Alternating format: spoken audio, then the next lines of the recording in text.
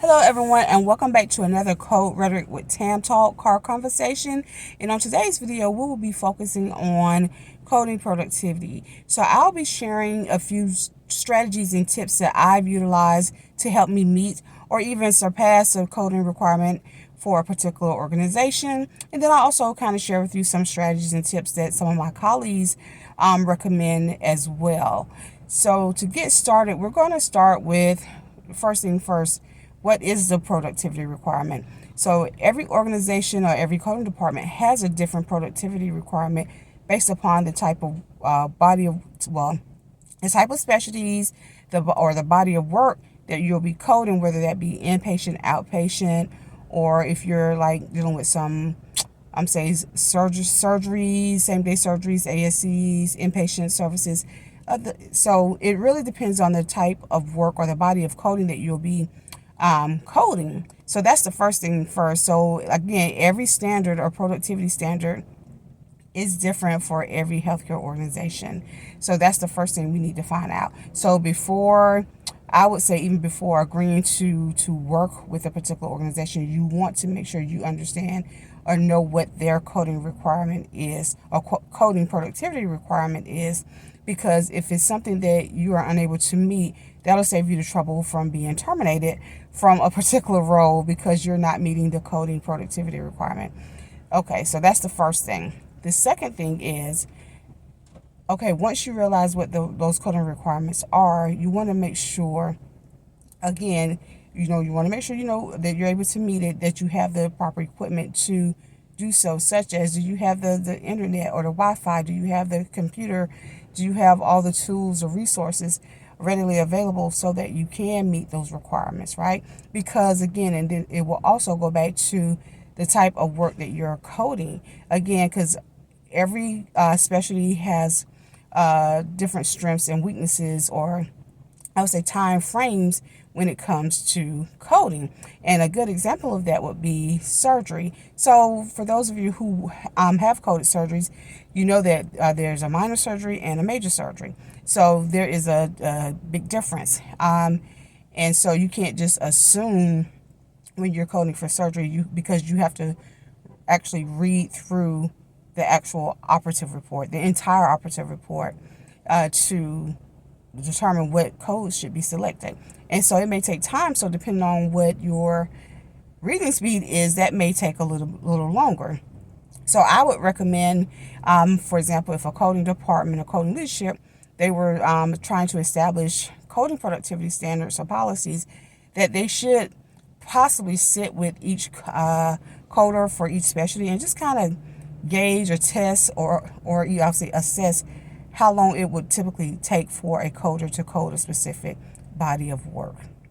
So that's first thing first. So you may have, again, a coding department, you have different specialties, a multi-specialty organization. Well, each coder may or may not have a different productivity standard. So for someone who's coding, let's say, family practice, they may have like 10 charts per hour. I'm just, throwing it out there. They may have 10 charts per hour, whereas someone in surgery may have 6 or 7 charts per hour. And so again, it may vary, although you're within the same organization, the same coding department, those productivity requirements may vary depending on the type or the specialty that you're coding. Okay, so once you've established what the productivity requirement is and you understand whether or not you are able to meet that productivity requirement, then you need to figure out how you're going to meet it.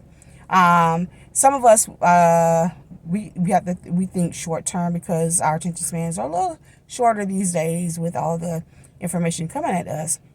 So one of the things that I do, okay, so if you have to do, I'm going to say 6 charts per hour, right? And you work a typical 8-hour day. So that's 48 charts a day, right? So you have 48 charts that you must code to meet the requirement. So you may just go with it and say, okay, I know I have to do 48 charts per day. So that's the first strategy. You can go straight through. You can set your breaks or what have you around that particular, time frame, because you have 48 charts to code. Another strategy is, it's 6 charts per hour. So you would code 6 charts per hour. Take a little a 5-minute break, right, to rest your eyes, and then come back and you go again, or you may continue to work through that until you are, take your lunch break or your first 15 minutes, however your breaks are set up, right? So that's another strategy. Or you may say, okay, I have 48, so you divide that by 2, and you may say I do the first half by, in the morning hours, and then I'll go to lunch, and then I'll do the second half in the afternoon hours. Now, my math ain't mathing right now, so 2 into 48 is 24. So you code 24 in the morning, and then you code 24 in the afternoon. Now, for the Speedy Gonzalez's out there, if you can go beyond your productivity requirement, code beyond your productivity requirement. Don't just stop at 48. If you know you could get like 54 out, get 54 out. Maybe having a really great day, go ahead and do it. Don't stop yourself from exceeding because you've met the requirement, but go forth. Okay, we had a little hiccup with the video, but okay, so we talked about exceeding. So like if you're having a really great day with your coding and you're able to exceed the coding requirement, please go forth and do that. It works out well for your review or what have you. Don't slack off because you've met it. I mean, it's great. It actually should give you a little bit more motivation once you meet it, or if you met that productivity requirement early on within your workday. Another thing you can do is, again, divide it, okay, per hour, okay, like I said, 6 for the first hour, 6 for the second, so on and so on. And that also helps you with your time management, where you're able to manage your time, such as your lunch, or if there's any other assignments or projects that you must do for within your department, you're able to manage that and set aside time for that. Such as, I know when I worked in a particular coding organization, I had to also look at coding denials. So I had to come up with ways to, one, I take that back, I actually wasn't coding. I was in a different role. But it did involve coding, but I wasn't on that productivity measure in that aspect where I had to, code. I was doing some other things such as auditing, again, reviewing denials, preparing training and things of that nature. We still had productivity measures. It's just that ours was different from that of I would say a standard coder, where they just strictly coded, right? So those are things you want to look at. So again, you can go straight through once you know what the total requirement is. You can divide it half in the day, half in the morning, half in the afternoon, or you can break it up by hour. But again, if you can exceed the requirement for that particular specialty or particular body of work, go forth, because again, it just shows that you are good. Now, I don't know how some of these leaders are set up. They may notice if you're consistently exceeding. They may.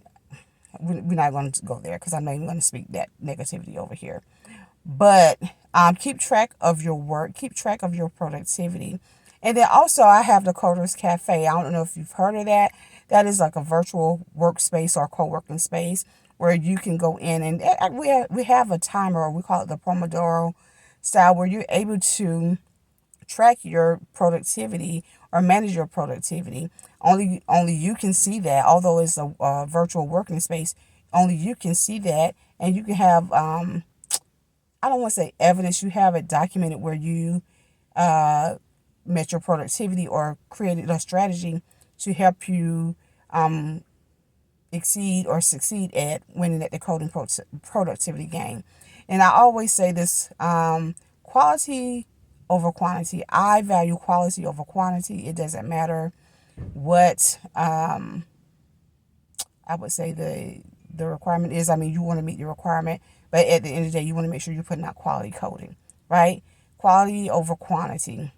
So at first, especially if you're this is your first time working with a particular organization, you want to make sure that you are coding to the highest quality and to the highest specificity for that particular encounter or organization.